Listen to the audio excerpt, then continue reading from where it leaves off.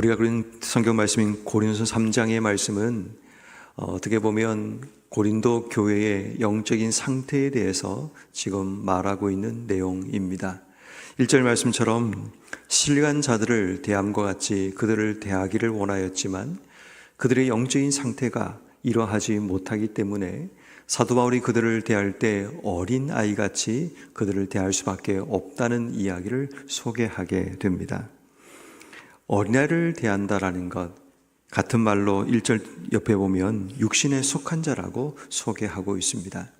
육신에 속한 자, 어린아이와 같이 살아가는 자들, 바로 이러한 자들의 모습이 고린도 교회의 현재 주소라는 것을 우리에게 말씀하고 있습니다.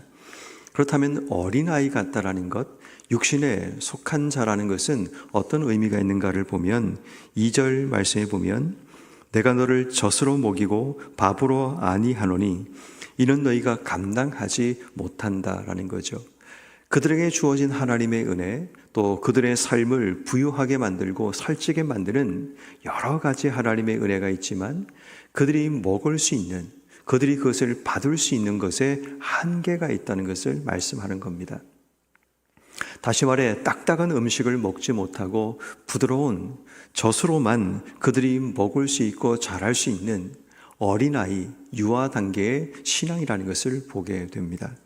그래서 그들이 3절 말씀에 육신에 속한 자로 서 있으면서 너희 가운데 시기와 분쟁이 있고 육신에 속하여 사람을 따라 행함이 아니리요 라고 이야기합니다.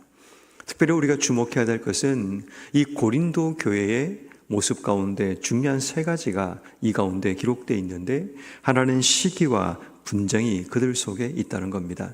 우리가 1장에서 본 것처럼 파당과 분당으로 나누어져서 그들이 어디에 속했다라고 서로가 자기 편에 속해 있음을 주장하고 갈등과 분쟁이 일어나는 시기와 분쟁이 그들 속에 있게 되고 그렇게 된 이유가 뭔가를 보니까 육신에 속해 있다는 겁니다. 다시 말해 영적인 것을 보지 못하고 하나님의 생각을 보지 못하며 살아간다는 겁니다. 그 대표적인 예가 6절 말씀에 보면 바울은 심었고 아볼로는 물을 주었지만 하나님이 자라게 하시지만 그들은 이것을 보지 못하는 겁니다. 사람만 바라보고 또 그들만 주목하다 보니까 늘 그들의 삶이 육신에 속하여서 결국 하나님의 뜻을 알지 못하고 주의 뜻을 분별하지 못하는 안타까움이 그들 속에 나타나게 되죠. 그리고 그 뒤에 보니까 2절 뒷부분에 사람을 따라 행한다라고 기록합니다.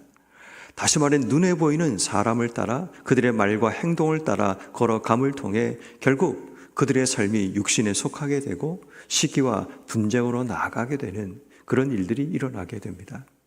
다시 말해 교회의 가장 큰 어려움과 문제는 뭔가 하면 교회가 그들의 지향점이 하나님이 아니라 사람을 지향하는 순간, 다시 말해 영적인 것을 추구하지 않고 육신적인 것을 추구하는 순간 결국 교회는 시기와 분쟁과 다툼 가운데 빠지게 됩니다.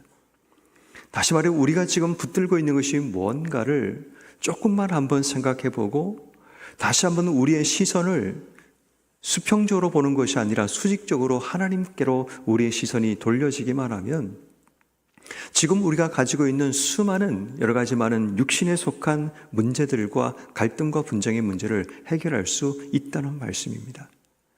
그런데 문제는 우리의 시선이 너무 고정되어 있어서 위를 쳐다보지 못하고 늘 육신에 속한 눈을 가지고 수평적인 그런 시선만 가지고 바라보다 보니까 답이 나오지 않죠. 왜냐하면 사람과의 갈등 속에는 절대로 서로가 누가 한 사람이 굴복하지 않는 이상은 절대로 문제 해결이 일어나지 않습니다.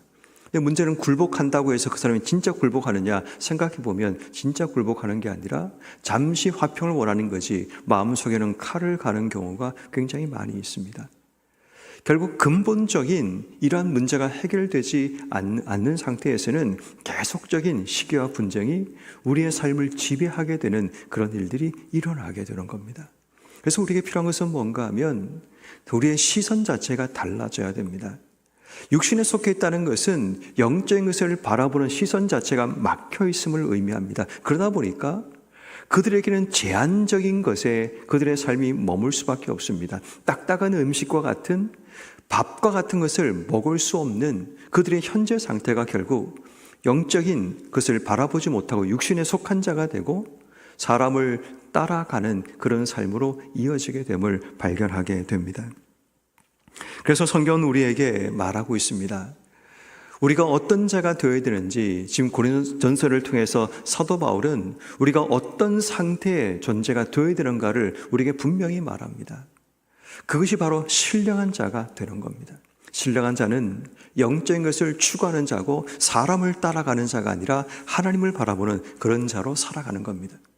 하나님을 바라보고 한 영적인 것을 추구하며 인생의 삶을 살아가니까 사람이 보이는 것이 아니라 하나님께서 우리 가운데 어떤 일을 하고 계시는가를 보는 겁니다. 그래서 6절 말씀처럼 우리를 자라게 하시는 이는 하나님이라는 것, 심는 이나 물주는 이가 중요한 것이 아니라 자라게 하시는 하나님이 보이는 겁니다. 누가 심었느냐, 누가 물을 주었느냐, 이게 중요한 게 아니라는 겁니다. 그런데 육신에 속한 자, 어린아이 같은 교회들은 늘 그것만 바라봅니다. 누가 심었냐, 누가 물을 주었느냐, 누가 여기에 도움이 되었느냐, 누구 편에 서야 유익하냐, 이런 것만 본다는 거죠. 그들 모두가 하나님이 세운 사역자들이고, 여기서 말하는 5절 말씀에 보면 주께서 각각 주신 대로 너희로 하여금 믿게 한 사역자라는 이 말은 디아코노스라는 말인데 집사라는 말이고 종이라는 말의 의미입니다. 그들 모두가 하나님 앞에 사역자, 종에 불과한데 그것을 붙들고 마치 그것이 대단한 것처럼, 그것이 아니면 안 되는 것처럼 그렇게 착각하며 나아간다는 겁니다. 그래서 사도 바울의 첫 번째 메시지는 너희의 눈을 다시 신령한 자가 되도록 영적인 눈을 들어 하나님을 바라보라는 그런 메시지를 주고 있습니다. 성도 여러분, 우린 다시 한번 우리의 눈을 들어 사람이 아니라 누가 심었느냐, 누가 물을 주었느냐, 이것이 아니라 지금 우리를 자라게 하시고 우리의 본질적인 것이 무엇인가를 볼 수 있는 영적인 눈이 열려져야 됩니다. 그래야지 우리가 제한 없이 하나님의 은혜를 수용할 수 있는 은혜가 주어지지만 젖으로 가지고는 우리의 삶이 성장할 수 없습니다. 일정 한계까지는 성장할 수 있지만 그 한계를 넘어서게 되면 절대로 젖을 가지고는 성장할 수 없습니다. 어르신들을 보게 되면 병원에 입원해서 오랫동안 음식을 씹지 못하다 보면 결국은 씹는 기능 자체가 사라지는 경우를 꽤 많이 봅니다. 그러면 결국 그분들이 할 수 있는 것은 미음이라든지 닌게를 달아서 그냥 인공으로 음식을 넣는 것밖에 할 수 없습니다. 그러면 점점 몸이 말라갑니다. 그렇게 튼튼하신 분이 몸이 점점 말라가서 다리가 제일 먼저 말라갑니다. 그런 과정을 많이 보면서 우리가 음식을 씹고 먹는 것, 그것이 얼마나 큰 하나님의 은혜이고 그것이 복이라는 사실을 그때그때마다 깨닫게 됩니다. 다시 말해 우리에게 젖을 먹으면 생명은 유지할 수 있겠죠. 그런데 우리의 삶이 자라지 못합니다. 다시 말해 지금 우리의 영적인 상태가 어떠한가를 제대로 보지 못하면 젖으로 만족하며 이 정도면 충분하다고 착각하며 사람을 바라보고 시기와 분쟁 가운데 살아가는 그러한 안타까운 모습으로 계속 살아가는 일들이 일어나게 되는 겁니다. 그러므로 오늘 하루 우리가 삶을 살아갈 때 신령한 자가 되어 하나님이 우리를 위해 준비하신 영적인 은혜와 또 하나님 준비하신 영적인 수많은 것들을 우리가 함께 누리며 살아가는 복된 삶이 되도록 기도해 나가기를 주의 이름으로 축원합니다. 두 번째 오늘 성경 말씀은 우리가 하나님의 동력자라는 것을 우리에게 말씀하고 있죠. 9절 말씀에 보면 우리는 하나님의 동력자들이요 너희는 하나님의 밭이요 하나님의 집이다 라고 이야기합니다. 물을 주는 자나 씨앗을 심는 자 모두가 하나님의 동력자들이라는 겁니다.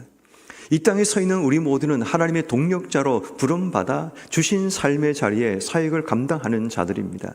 특별히 복음 전도자들은 바로 하나님의 동력자로 이 땅 속에 부름받고 세워진 자라는 것을 의미하죠. 그래서 8절 말씀에 심는 이와 물주는 이가 한 가지이나 각각 자기의 일한 대로 자기의 상을 받으리라. 다시 말해 하나님의 동력자로 부름받은 우리에게는 하나님이 준비하신 상이 있다는 겁니다. 그것을 바라보고 우리가 그 모든 일을 감당하는 것입니다. 내 편에 누군가를 세우는 것이 아니라 하나님 맡기신 사역을 제대로 잘 감당함을 통해 하나님 주실 상을 바라보며 이 땅의 삶을 사는 겁니다. 하나님의 동력자로 부름받은 우리는 사람에게 인정받고 사람에게 칭찬받고 사람을 내 편 뒤에 세우는 것이 아니라 하나님의 상을 받는 자가 되기 위해 기도하며 준비해야 합니다. 진짜 하나님의 동력자라면, 사람의 동력자로 서기 원한다면 사람을 내 편을 만들어야 되죠. 내 뒤에 줄을 서야 되죠. 그리고 내 힘과 내 세력을 과시하며 이 땅의 삶을 살아가야 되죠. 그런데 우리가 하나님의 동력자라면 생각 자체가 바뀌어져야 됩니다. 우리의 상은 하늘에 있습니다. 그리고 내게 맡기신 역할을 제대로 감당하는 것이 상을 받는 방법이라는 사실을 제대로 기억하고, 사람을 줄 세우고 사람 편에 서서 우리의 주신 역할을 감당하는 것이 아니라 하나님 편에 서서 주실 상을 기대하며 역할을 감당하는 것, 이게 바로 하나님의 동력자로 부름받은 우리의 삶의 모습이라는 사실을 기억해야 합니다. 그러므로 올 하루 우리가 하나님의 동력자로 우리를 필요한 곳에서 우리에게 주신 역할과 사명을 감당하는 우리가 될 수 있도록 기도하며 준비하는 여러분 모두 되기를 바랍니다. 그래서 하나님 보내시는 곳에 믿음으로 나아가서 하나님 맡기신 사명, 내가 못하고 잘하고는 중요하지 않습니다. 하나님이 세우셨으니까, 하나님 보내셨으니까 그 세우신 자리에서 맡기신 역할만 제대로 감당하면 됩니다. 우린 자꾸만 착각합니다. 내가 뭔가 결과를 내려고 합니다. 그렇지 않습니다. 우린 하나님의 동력자라면 하나님께서 내게 보내신 만큼, 주신 만큼 그 역할을 감당하면 됩니다. 내가 더 큰 역할을 감당할 만한 자질과 힘을 가지고 있으면 그 역할을 감당하면 됩니다. 그러나 아직 그 단계가 되지 못하면 주신 만큼 내가 해야 될 역할만 하면 되는 겁니다. 영화를 보면 수많은 엑스트라가 등장합니다. 주인공만 있는 것이 아닙니다. 주인공과 조연도 있지만 지나가는 사람이 있어야지만 그 장면이 더 멋지게 실감 있게 이루어지는 것처럼 누군가는 엑스트라 역할을 감당해야지만 그 영화가 살 수 있는 것 같습니다.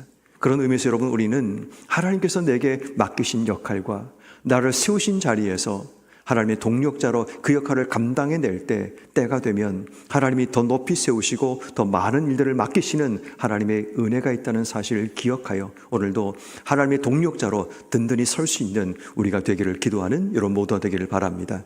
마지막 세 번째로 오늘 성경 말씀 10절 이하의 말씀에 보면 하나님께서 고린도 교회에 주시는 세 번째 비전과 꿈은 하나님의 지혜로운 건축자가 되는 것을 말씀하고 계십니다. 어지럽고 복잡한 그들의 모습 가운데 내게 주신 하나님의 은혜를 따라 내가 지혜로운 건축자와 같이 터를 닦아두매라고 이야기합니다.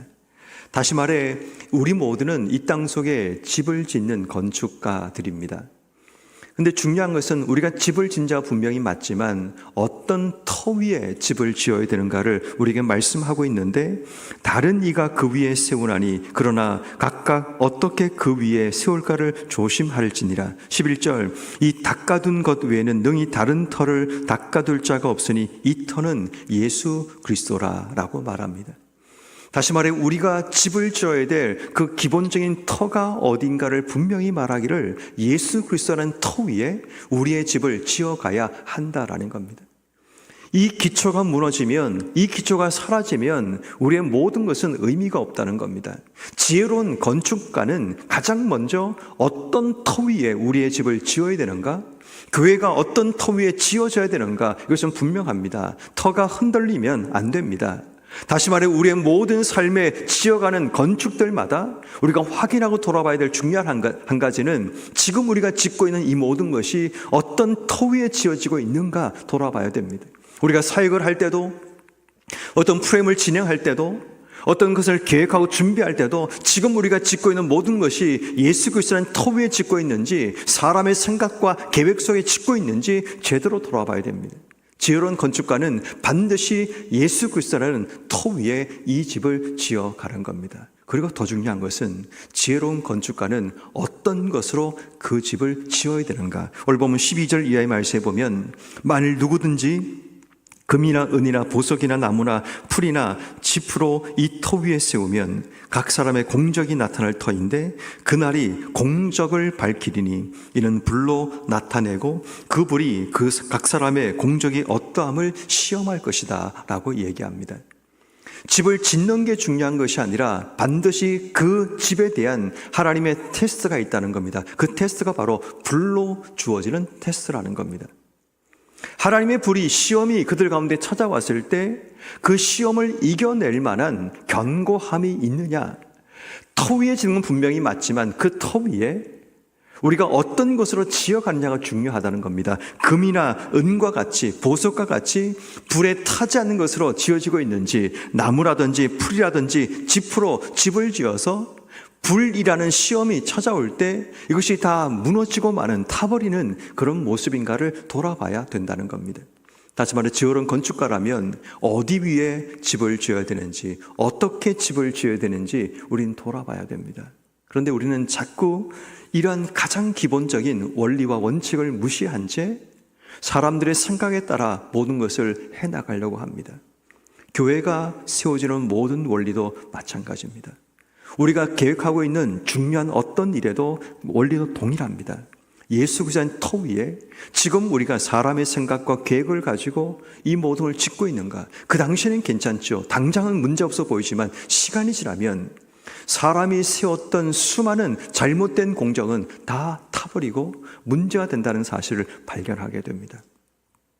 그러면 여러분, 우리가 지혜로운 건축가가 되어서 터 위에 하나님의 방법대로 그 모든 것을 진행하는 것이 필요합니다.